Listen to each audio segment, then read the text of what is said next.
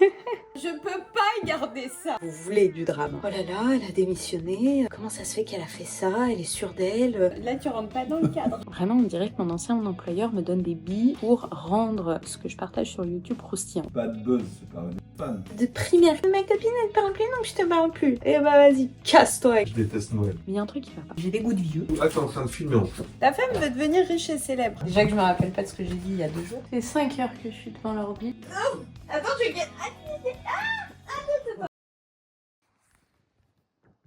Salut vous, ici la Mathilde du montage. Je suis en train de finir de monter le vlog que vous apprêtez à regarder et j'ai beaucoup hésité. En fait, puisqu'il y a mon agence d'influence d'un côté, ma création de contenu de l'autre côté, mon agence d'influence, le fait de gérer les contrats pour mes créateurs de contenu, de prospecter pour mes talents, ce sera toujours prioritaire par rapport à ma création de contenu. Malgré tout, j'adore la création de contenu. Je pense que YouTube sera ma nouvelle plateforme favorite alors que jusqu'à maintenant, ça avait été Instagram. Je disais d'Instagram que c'était mon bac à sable. On va changer la donne parce que je suis plus à l'aise sur YouTube et ça offre la possibilité d'un plus long format. Ça permet d'en dire plus. Et donc, ces dernières semaines, j'ai mis du temps à monter ce vlog et j'ai hésité. Est-ce que je le supprime et tant pis, ça fait trop longtemps, basta? Ou est-ce que je le publie quand même? D'autant plus qu'au cours du montage, j'ai vu qu'il y avait des moments très drôles. Il y avait aussi les coulisses de ce que ça représente de gérer son entreprise H24, même en période de fête, même en période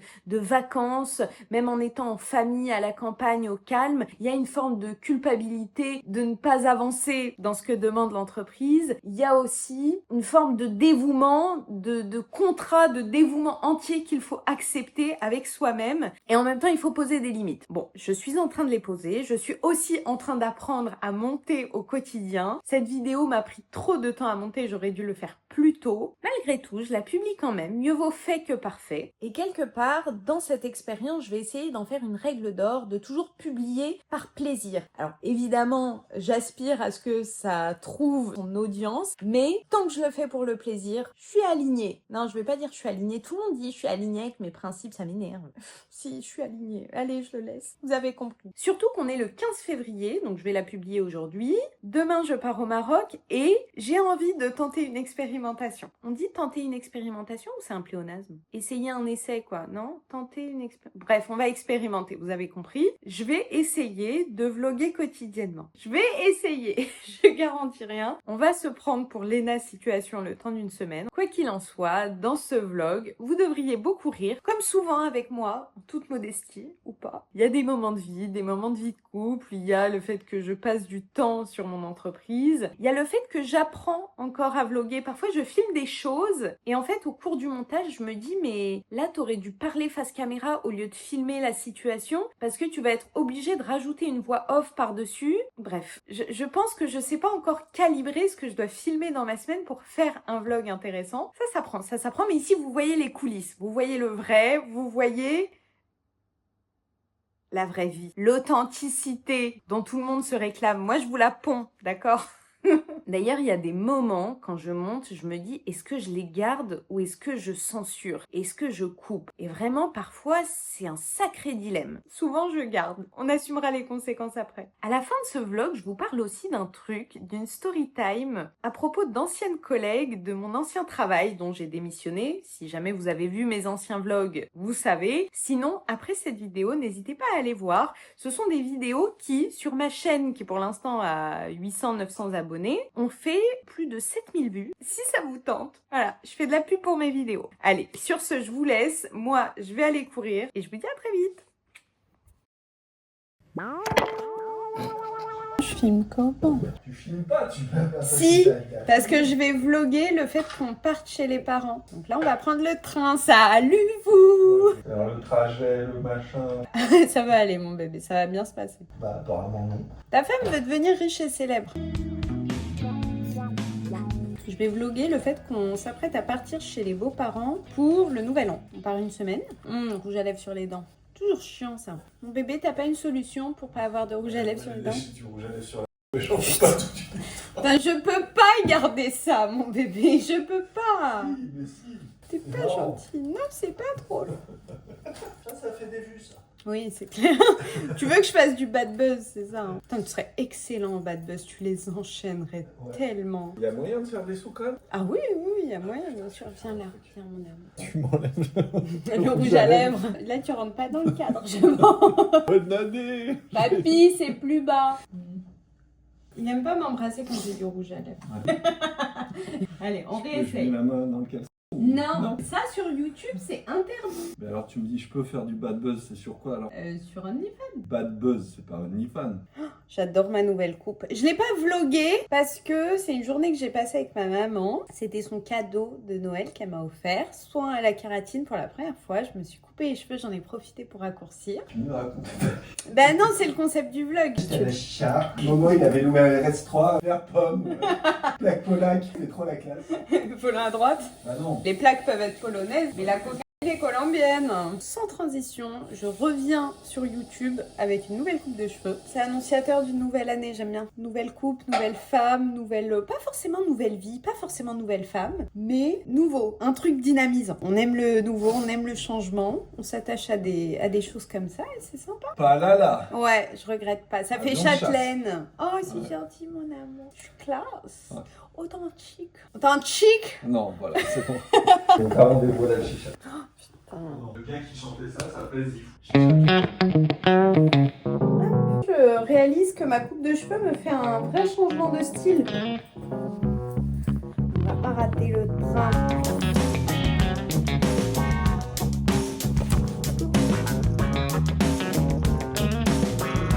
On y va. T'as vu, j'ai sorti les dragons. Ouais. Je te suis. C'est facile de le suivre quand il y a du monde. Il dépasse.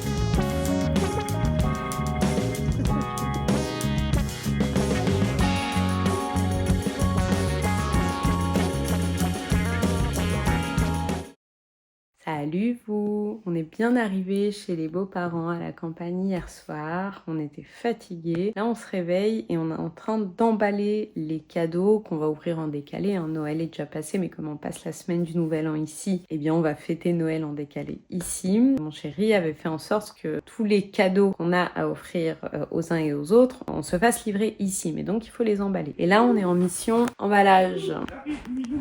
Oui, mon amour! J'arrive, Minou, j'ai 2 stylos. Je les emballe ensemble. Ouais.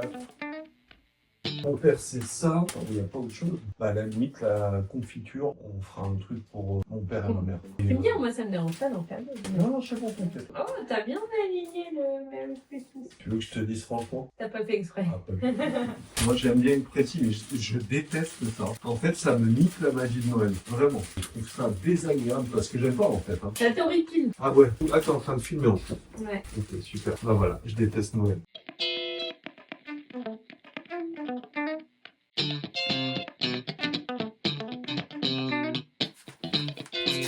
À voter.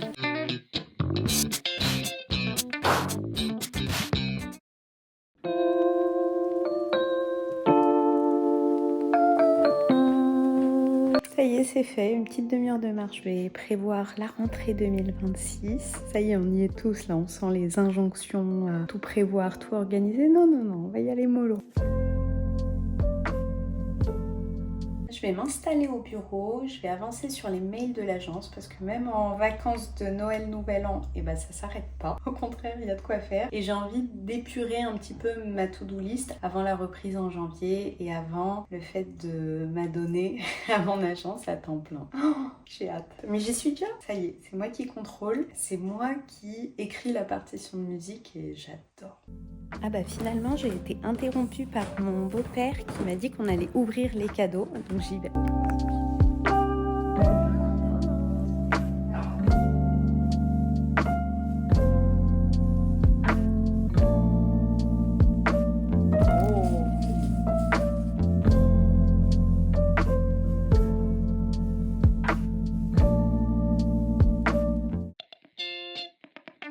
Alors, sportif. Top, du collagène. un truc pour faire des massages après le sport. Merci. Non, mais j'ai déjà pris toutes les huiles de massage de... Non mais là c'est pour le... Comment ça se termine? Ça y est, la distribution des cadeaux a été faite. Je suis trop contente. Il y a souvent beaucoup de livres quand on fête Noël chez les beaux-parents parce que c'est des idées de cadeaux faciles à donner. Enfin, cette saga-là de Guy Descartes, je l'avais suggéré, mais je savais pas du tout que mes beaux-parents allaient choisir une édition si belle. Vraiment, c'est magnifique. C'est des livres d'un auteur qui est un peu tombé dans l'oubli, mais que j'avais lu. J'étais très jeune, j'avais 9-10 ans. D'ailleurs, mon beau-père a été surpris quand j'ai suggéré que je voulais des livres de Guy Descartes. Il m'a dit, mais Guy Descartes, c'est vieux ça? Je dis, bah oui, j'ai des goûts de vieux.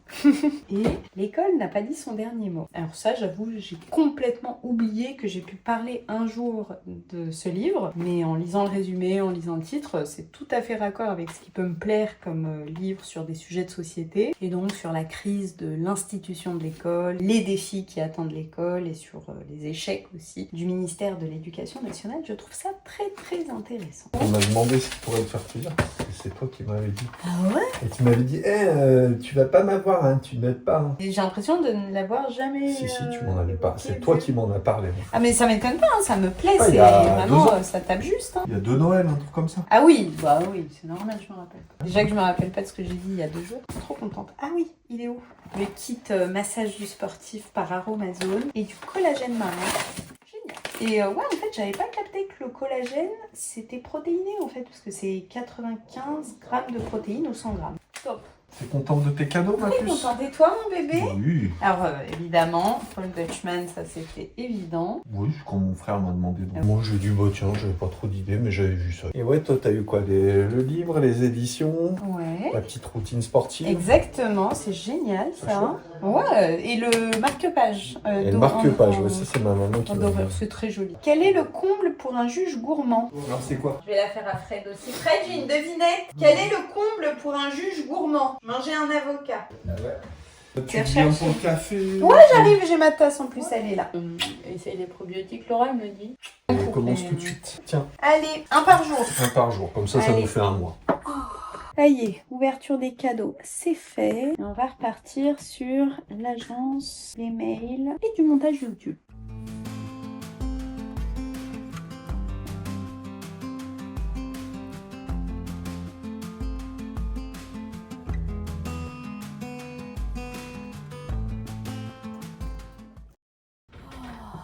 Ça fait 5 heures que je suis devant l'ordi, je crois. Bon, peut-être pas en continu. Ce matin, je me suis occupée des mails de l'agence. Cet après-midi, je suis sur du montage. Là, il est 15h. Ouais, ça fait un moment que j'y suis. La pause, ça a été le café ce matin. Et là, je crois que je vais faire une pause parce que je sature. Bah, même ma montre, elle me dit levez-vous et bougez un peu. Voilà. Mais j'avance bien sur le montage. J'aime bien ce genre de parenthèse à la campagne chez les beaux-parents. Parce que même si je fais plein de choses, même si j'en profite pour avancer dans ma to-do list, en fait, malgré tout, j'ai l'impression de me reposer. Je fais des choses que j'aime fondamentalement et j'avoue que depuis que je m'occupe de l'agence, je ne fais que des choses que j'aime et là je vais pouvoir le faire à temps plein puisque j'ai démissionné et donc en ne faisant que des choses que j'aime, je n'ai pas l'impression de travailler. Trouve un travail que tu aimes et tu n'auras jamais à travailler de ta vie. Je crois que c'est ça l'adage. Il est confirmé. Là je suis sur une vidéo de Laura et moi, la FAQ. Je sais pas si j'en ai déjà parlé dans le vlog. On a pris beaucoup de plaisir à tourner ça et c'est tellement un régal. Je vous montre. Donc là, je suis en train de dérusher. Il reste 1h20 de rush, mais je pense que ça fera 1 heure ou moins. Et je vais poursuivre sur ma lancée. J'ai dit café d'abord. Café. Allez, café. Et on reprend. Ouf.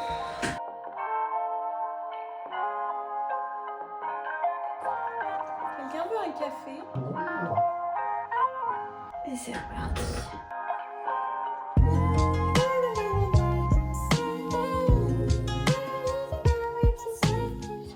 Ouais, je suis fatigué un peu. Oh. Et toi, tu vas faire quoi? Je vais me poser. Ouais, lire. Bah, si tu veux, il y a ça. Non, ça va. Moi, franchement, ça va. Si tu veux taper dedans, n'hésite pas. Il y a de quoi manger ici, ma belle. Et toi alors, ce CrossFit training avec Laura, ça donne quoi? Ah, la FAQ, c'est mortel. Allez, on porte la viande. L'avion, il peut plus voler. Il a Un excédent de bagages. C'est demain que je fais du push. Eh bah, tu commences déjà maintenant. Bah non, laisse-toi et tous. Ça va bien se passer. Attends, tu gagnes. Mais c'est plus dur. C'est bon, t'inquiète. tends tes bras quand tu vas et à toi de trouver l'équilibre. En fait. Vas-y. T'inquiète. Vas-y, lâche.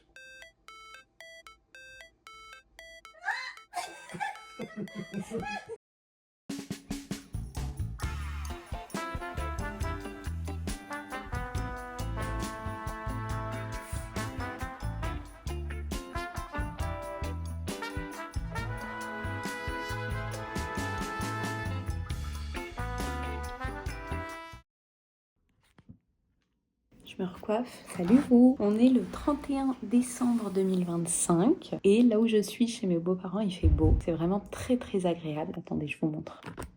Donc là, il y a du soleil sur toutes les baies vitrées. En fait, c'est une grande maison et mon compagnon et moi, on a l'extension quasiment pour nous tout seuls, donc c'est agréable. On a un peu d'intimité, il y a le grenier pour faire son sport. Il y a une maison biscornue très très bonne à vivre. Je m'estime extrêmement chanceuse d'avoir ce havre de paix pour pouvoir déconnecter de la vie parisienne. Attendez, j'ai dit je me recoiffe. Je sais pas à quoi je ressemble, je verrai après. Je suis contente parce que je prends plutôt le temps, même si je fais plein de choses. J'avance sur l'agence et j'avance sur ma création de contenu. Par exemple, là, je suis en train de monter la vidéo sur ma démission. Et je pense qu'à l'heure où vous regarderez cette vidéo, je l'aurai déjà postée. Et surtout que je viens d'avoir d'autres informations et ça va avoir de grosses conséquences. Vraiment, on dirait que mon ancien employeur me donne des billes pour rendre ce que je partage sur YouTube croustillant. On dirait qu'ils font exprès, c'est pas possible. J'ai reçu mon arrêté de démission, mais il y a un truc qui va pas. Peut-être que je me trompe, mais je vais les poursuivre pour ça aussi au tribunal. Je suis pas à une poursuite près. Et a priori, j'ai le droit de poursuivre pour chaque décision rendue par l'administration. Et bah donc, il va y avoir une deuxième poursuite. Voilà, je vais vous partager ça. Je suis pas à une près.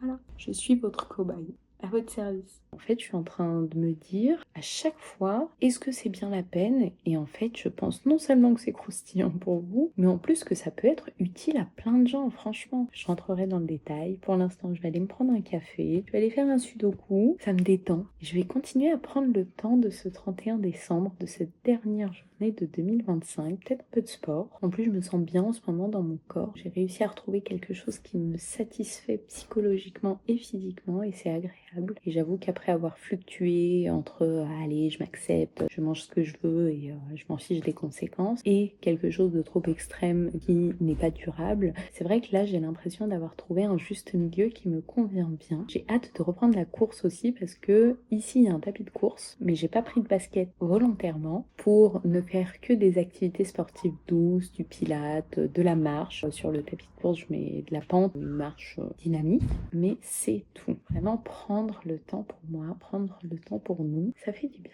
J'espère que de votre côté, les fêtes se seront bien passées à l'heure où vous regarderez cette vidéo, que vous avez profité de vos proches, que vous avez pris le temps pour vous, que vous vous êtes pas fixé des résolutions à tout va comme chaque année, que vous ne voyez pas non plus 2026 comme un défi à surmonter, comme quelque chose où il faut que vous prouviez que vous êtes capable de. En fait, ça fonctionne au 20 décembre, ça fonctionne au 31, ça fonctionne au 1er janvier, mais ça fonctionne aussi en mai. La date n'est qu'un symbole qui nous donne peut-être un peu de vigueur, un peu de courage, mais ça ne veut rien dire. C'est nous qui lui donnons du sens. Et si ça vous fait du bien, appropriez-vous ce 1er janvier, mais ne créez pas des occasions d'être déçus de vous-même. C'est plutôt ça. Bon, la bonne parole. On va prendre un café, faire un sudoku, le wifi, la wifi. Allez, je vous laisse débattre en commentaire.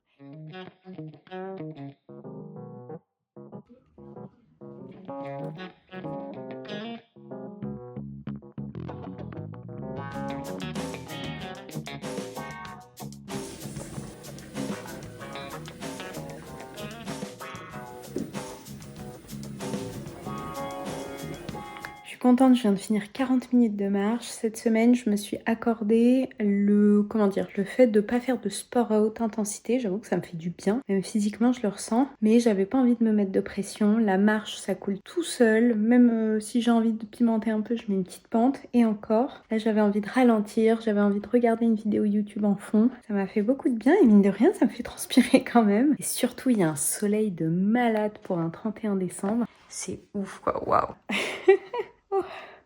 Allez, on va aller se faire une petite toilette et on va se reposer. Pourquoi je parle à la troisième personne? Je vais aller me faire une petite toilette, une petite beauté à nouveau. Enfin à nouveau, on fait ce qu'on peut avec ce qu'on a. Hein.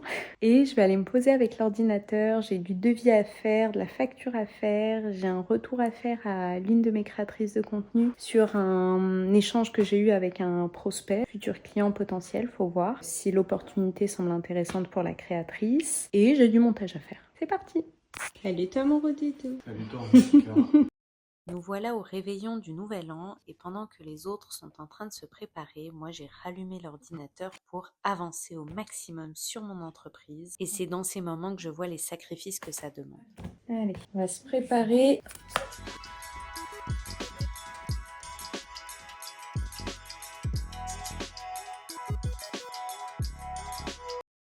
Nous voilà au matin du 1er janvier, sachant que, je vais vous dire la vérité, la veille, à 23h, tout le monde est allé se coucher et on n'a pas attendu les 12 coups de minuit. Nous interrompons nos programmes car nous apprenons à l'instant que la tendance printemps-été s'orientera plutôt vers des formes amples, un motif géométrique dans une gamme de camaïeux allant du jaune safrané clair au rose nénuphar. Tout pour un genre resto façon routier. Ouais. Ça a l'air de les toucher. C'est une très bonne année, gros bisous pop. Hein. C'est trop beau. On va l'accrocher sur le frigo. Ah ouais. C'est Vouch, Ouais, c'est ça? exactement. Merci mon papa. Bah, moi Bonne aussi année je à t'ai toi. fait un bisou.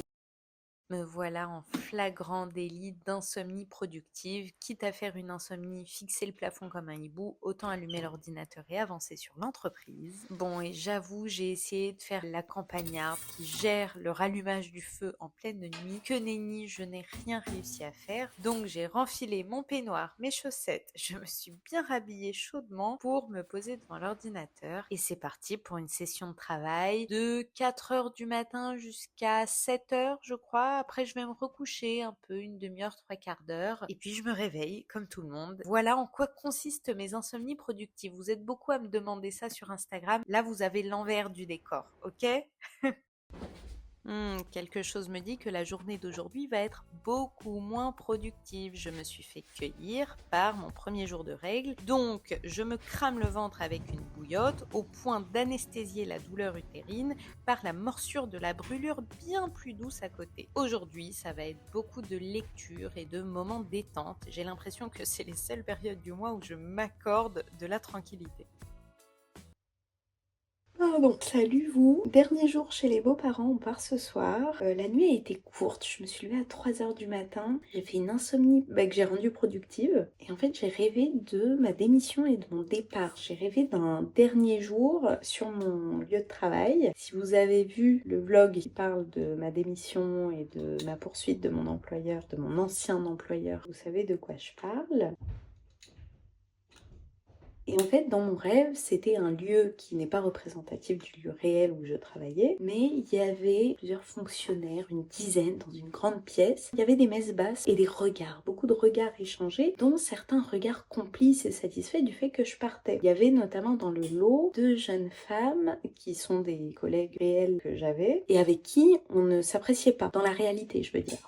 Il y a eu des précédents. Et donc j'ai rêvé d'elle et en fait elle me regardait empaqueter mes affaires. Moi j'étais heureuse au possible parce que je partais, je me débarrassais de ce poids, de ce travail, de tout ce qui ne voulait rien dire pour moi. Et elle se regardait en mode pétasse, en mode chippie, regard complice, genre t'as vu, elle part, gna gna gna, on est contente. Et en fait moi j'étais tellement heureuse à des années-lumière de ces préoccupations basses et de ces sournoiseries de bureau que je suis allée voir la chef de meute de la détestation qui s'était faite à un moment contre moi, je vais vous raconter, que je suis allée la voir, je lui ai pincé la joue et je lui ai dit « Oh mais ma chérie, si ça te fait plaisir que je parte, et ben je suis heureuse » et je me suis cassée, sourire jusqu'aux oreilles avec mes affaires et je me sentais libérée. Et dans le lot, il y avait des regards interrogateurs de comment ça se fait qu'elle a fait ça, elle est sûre d'elle, oh là là, elle a démissionné. En fait, ils étaient plus apeurés que moi, je pense que ça représente quelque chose dans la réalité, c'est évocateur d'une réalité, ce dont j'ai rêvé. Et ce rêve me permet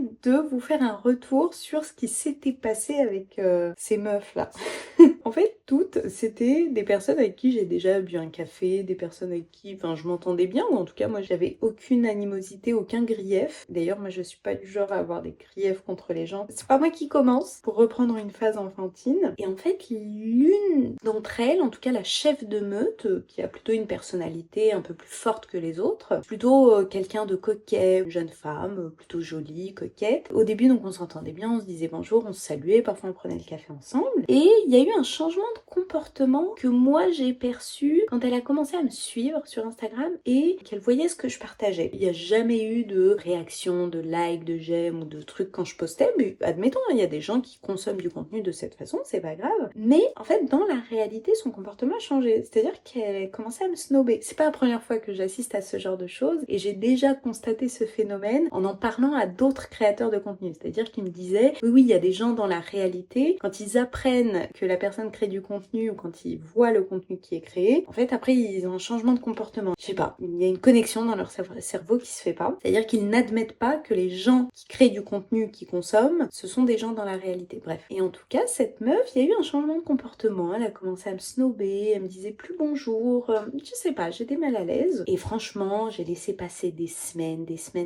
Et surtout, ce qui était étonnant, c'est qu'elle faisait toujours partie des premières personnes à regarder mes stories. Elle était très réactive dans le fait de regarder ce que je publiais, mais que pour moi, ça virait au voyeurisme. C'était vicieux. Moi, j'ai le like facile. J'aime, j'aime pas, je trace mon chemin, mais je sais pas. Mais je veux pas inciter les gens qui me suivent à liker ou à réagir à quoi que ce soit, mais c'était son changement de comportement qui me semblait bizarre. Et donc, je laisse passer franchement des semaines et des semaines. Et le truc après me sort de la tête, puis il revient. Et je me dis, mais non, pourquoi je laisse cette personne continuer à me suivre? Et surtout si ça la fait penser mal de moi, mais je sais pas de quelle façon. Bon, je l'ai bloquée.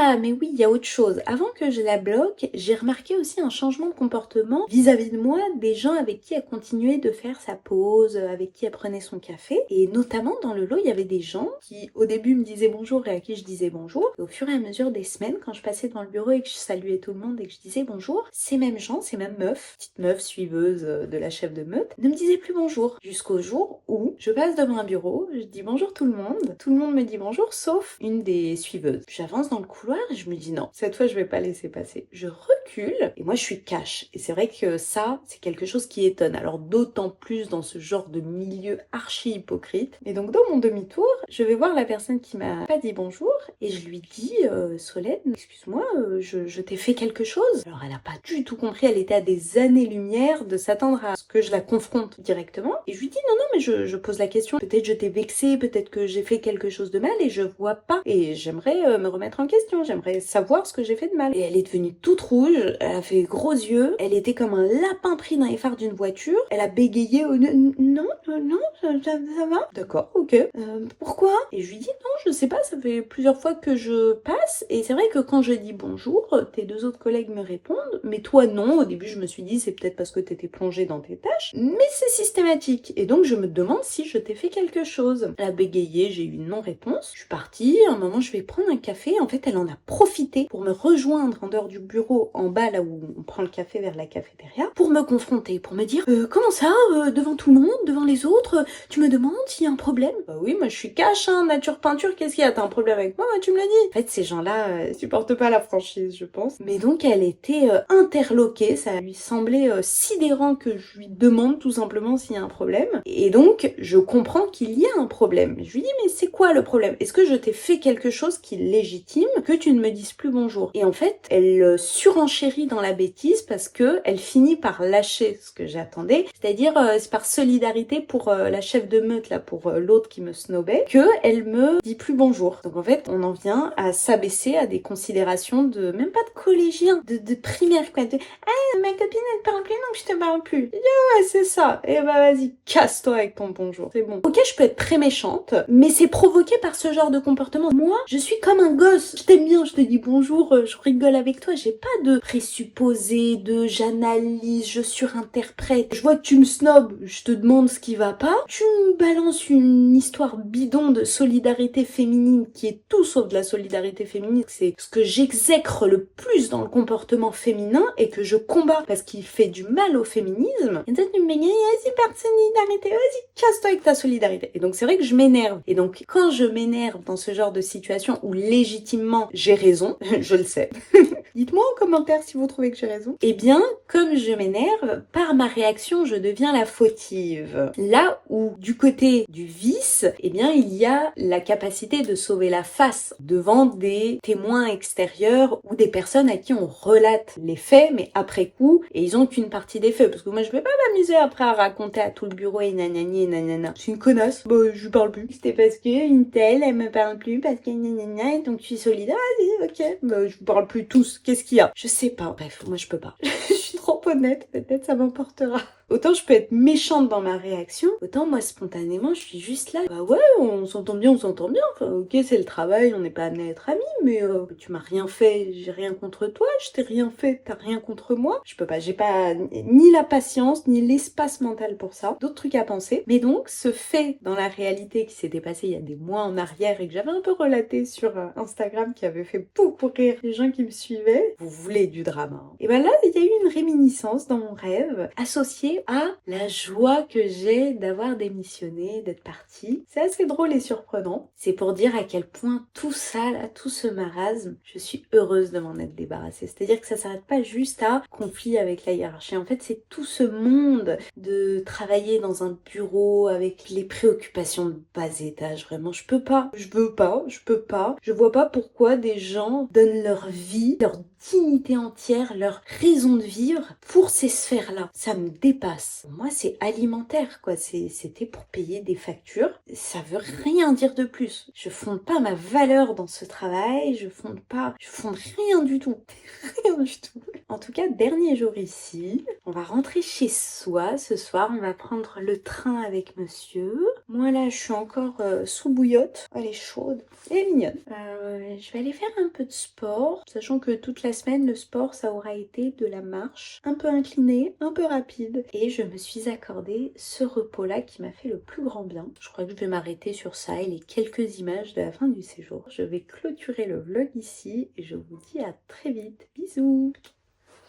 Ah oui, mes cheveux gras, on n'en parlera pas, d'accord?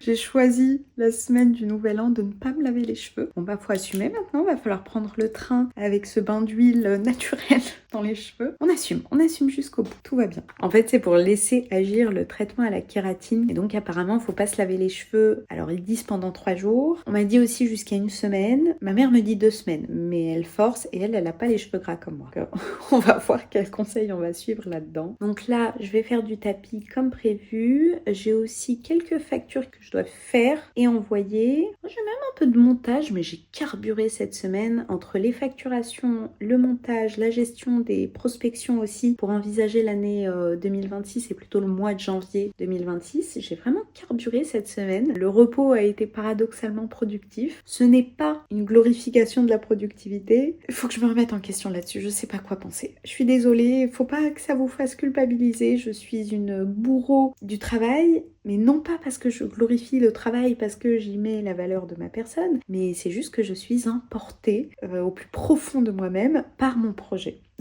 Voilà. Donc je n'arrive pas à m'arrêter. Ouais, je vais arrêter ce vlog ici. À très vite, bisous. Je vous fais visiter un petit peu.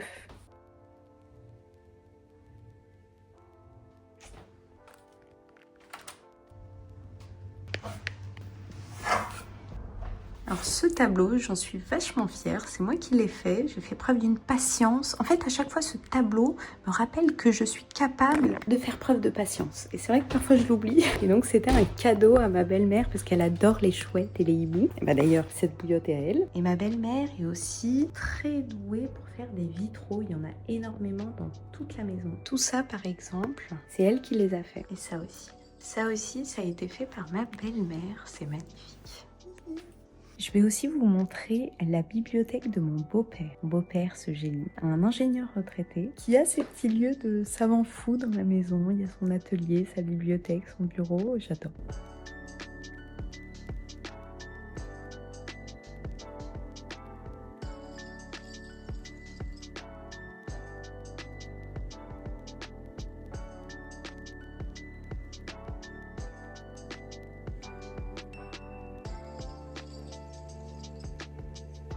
Pire des proches, mon amour à jamais.